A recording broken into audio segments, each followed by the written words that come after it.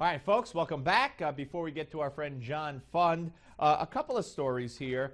You know that Senator Pryor really attacked, in my view, quite viciously, Congressman Cotton, his presumptive Republican opponent for the U.S. Senate seat in Arkansas.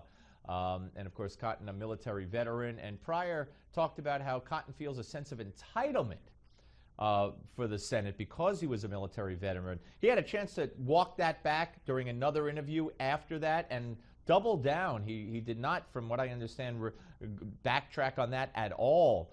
And we spoke to Congressman Cotton about that, and, you know, he wasn't too pleased with it. And it's a disgrace what Senator Pryor said about Congressman Cotton. And there's a great new ad that we're going to play for you tomorrow that the congressman has just put out. But here's another story. A Democratic candidate for the governor of Maryland is defending comments that he made yesterday where he suggested that his opponent for the Democratic nomination, not even a Republican, but his opponent, an Iraq war veteran, is not up to the task of a quote-unquote real job. Yeah, Maryland Attorney General Douglas Gansler has drawn the ire of veterans groups after he made the comments about his opponent, Maryland Lieutenant Governor Anthony Brown. During the event, Gansler was asked what the state had learned from the rollout of Obamacare. And I don't know, he said that the website woes prove Maryland needs someone who has leadership experience and worked with budgets, someone he said was unlike Brown. I'm running against somebody who has never managed anybody, never run anything. His ads are about how he's a lawyer in Iraq, and that's all fine and good, but this is a real job. Wow. Wow. I know nothing else about this state attorney general. I don't know much about his Democratic opponent, but obviously there's going to be a primary. And just based on this, if this man doesn't apologize, how dare he? How dare he? Who's had the real job? You, sir? Or the man who went to Iraq to defend our country voluntarily? You got to be kidding me. You got to be kidding me. But this is, you know, this is what passes for the discourse, I guess. And that's Democrat against Democrat. It's just that the common theme is a disdain for military people in military service. They look down upon it. Remember what John Kerry said about our soldiers in Iraq. He was talking to high school students, I believe, and he said, you know, you work hard, you get good grades, you'll be successful. You don't, you'll wind up in Iraq. What the heck was that? But it seems consistent with here what the Attorney General of Maryland thinks and with what Senator Pryor thinks. Disgraceful. Just disgraceful. Oh, boy. All right, we're going to be joined momentarily here by our friend John Fund. And I want, what's that? Okay, well, before we go to John, let's play a little bit of 35 for John Fund, please. I think that Democrats should forcefully defend and be proud of the fact that millions of people like the woman I just described, who I saw in Pennsylvania yesterday, were helping because of something we did. I don't think we should apologize for it. I don't think we should be defensive about it. I think there is a strong, good, right story to tell. Be proud. It's helping millions of people. And more Democrats are taking the president's advice. All right, there you go. They are? Really? All right, welcome back. That's Al Sharpton commenting on what the president had to say the other day. And joining us now is John Fund, Newsmax contributor and national affairs columnist for National Review. Hello, John. Pleasure. Thank you, Steve. Always my pleasure. All right, so you know, you've written about and talked about the fact that you believe the Democrats know they're in trouble. How many do you think are going to follow Barack Obama and Al Sharpton's advice here? Desperate people do desperate things and say desperate, bizarre statements. Look, what would you talk about if you were a Democrat running for re-election or trying to help your party? Would you talk about the incredibly prosperous and growing economy? Would you talk about the incredible foreign policy successes of the Obama administration? Would you tout Obamacare, despite what the president thinks it will do for you politically? No, you have to change the subject. The politics of distraction mean you talk about, student loans, 70 women supposedly, which is not correct, earning 77 cents on the dollar, racial issues, you name it, anything to distract and rile up your base.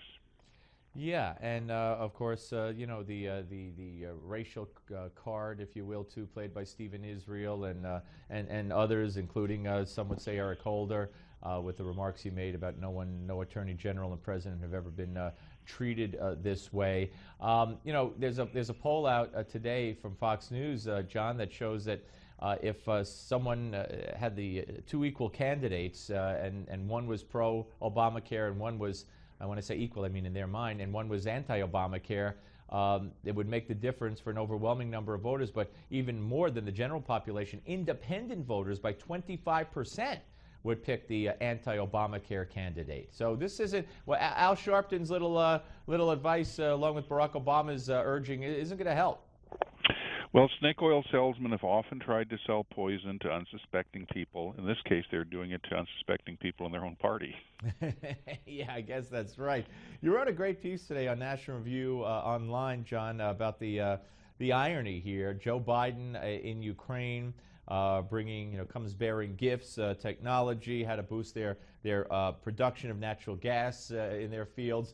However, the Keystone Pipeline on Friday got another delay, and we sent a signal by doing that to Russia that we're not serious about our own national energy, and we're not serious about being able to provide it to people who now depend on Russia for it. For the last 3 years, there have been 23 permits requests for building new facilities to export our very cheap natural gas to Europe, which is heavily dependent on Russian sources of energy, and the president has been sitting on them. So he sends Vice President Biden over to say, fracking and natural gas exploration and development is great for you guys, but we're not going to send you any because we have this environmental lobby in our country, and I can't politically get away with building anything. Right. Well, of course he can. I mean, he's worried about the damage it would do, I guess, to the rest of the party, especially leading up to these elections. He's trying to get every vote he can and energize anybody he can. But you point out in your piece, the EU ambassador in Washington, the Hungary's ambassador at large for energy security. I mean, they're all making statements. And just think, if we would approve that, if we would take that step, if we would make a statement with regard to the future of this country, I don't know if Russia would sit there and change its plans or quake in its boots. They'd know we were being serious. Right. There'd be a message sent. Right now we're sending the opposite message. We're sending the message that domestic politics trumps everything. We're not serious about reducing Europe's dependence on Russian energy sources. So the Russians can play their blackmail game for the next few years, knowing that we're not serious in countering them and offering the Europeans an alternative, despite the fact the Europeans are begging for one. Let me ask you this. We have seen a decision today by the Supreme Court, which I think obviously needs to be applauded. And it wasn't a 5-4 decision. I think this speaks volumes. There's already some reports on some of the sites like Newsbusters where people are not reporting in their coverage that this decision was actually 6-2 with Elena Kagan recusing herself. So this decision on affirmative action, and of course the left is, some of them are already lamenting the fact that this is a blow for diversity. But as it applies, as you well know, John, to universities, when they say diversity, the left speaks of diversity on college campuses, they're talking about skin color. They're talking about ethnicity. I mean, we've had 200 professors at the University of Minnesota and 200 more at Rutgers that banded together at each individual school to keep the most successful black person, arguably, in this country's history, female, Condoleezza Rice, from appearing at their respective universities. Oh, sure. And remember, this decision today basically said, the voters of Michigan had the right to say, through a voter initiative, we don't believe the state should discriminate on the basis of race, which is what the Constitution says. And you know what? 58% of people agreed with them, carried almost every county in the state. And since then, we've had increasing diversity efforts that are legitimate. And frankly, many minority students are still attending the public universities of Michigan. And in California, for example, the number of black and Hispanic students has gone up at the University of California despite the affirmative action ban there. And what is the response of the opponents of race-neutral admissions policies? It's to just yell racism. And I have to say, not all minorities think alike on this. If you talk to the Asian Americans in California, they were the biggest opponents of affirmative action because skewing the results so that otherwise unqualified minority students would go to the school where they frankly wouldn't do as well as if they went to a school that was more suited to their academic credentials, would mean a lot of Asian American students would be bounced out of schools where they had gotten in on the basis of hard work and real, guts. Yeah, absolutely. One more quick topic here for John Fund. John, let me ask you about the announcement yesterday by Eric Holder that they're looking for ways to give clemency to more drug dealers and drug convicts in prison.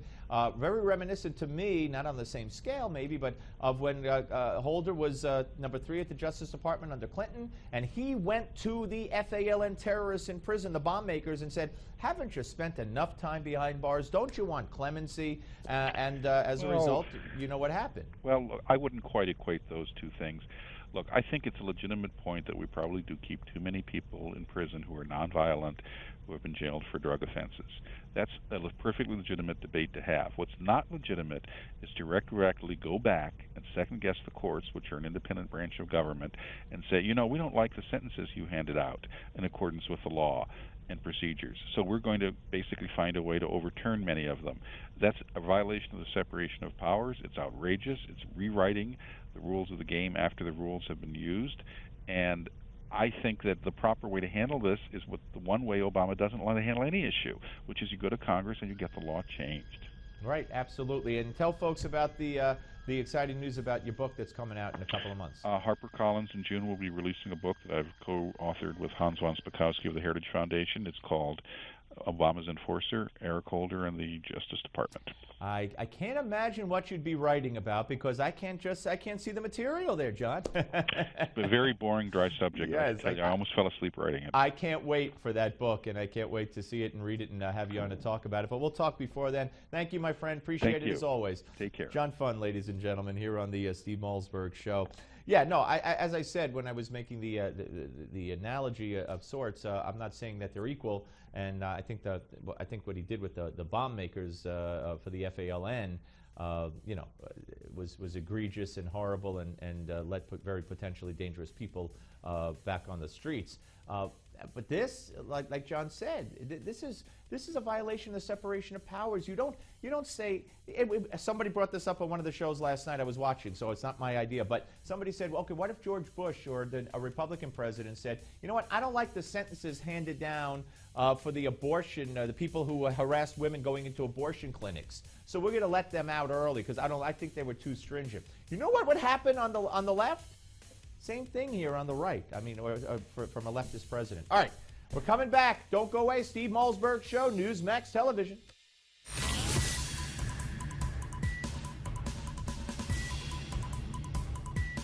We don't just talk about the news, we talk to those making news. This is the Steve Malzberg Show. Brought to you